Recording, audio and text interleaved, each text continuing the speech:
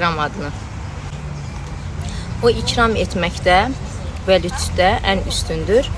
Bunda onun heç bir tayı bərabəri yoxdur. Çünki bütün xeyirlər onun əlindədir.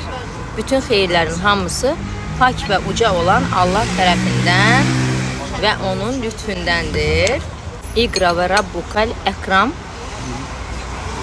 Oxu, sənin Rəbbin müqayisəsiz səxavətə malikdir. Deməli, qırmağını dənizə atan biri var və oradan öz ruzisini gözləməkdədir.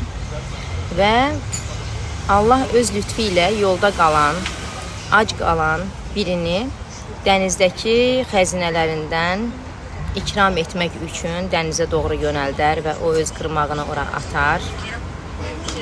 Və beləliklə də mütləq onun qırmağına bir nemət çıxar.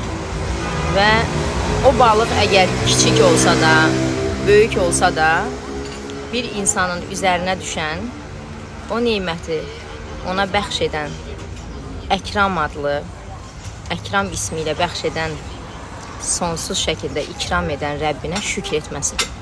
Yəni, dadların nə olmasından asılı olmayaraq, qismətinə çıxan payın nə boyda olmasından asılı olmayaraq şükr etməsidir.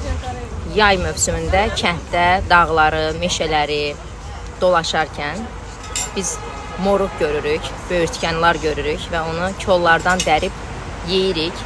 Heç bir pul ödəmədən bunu edirik.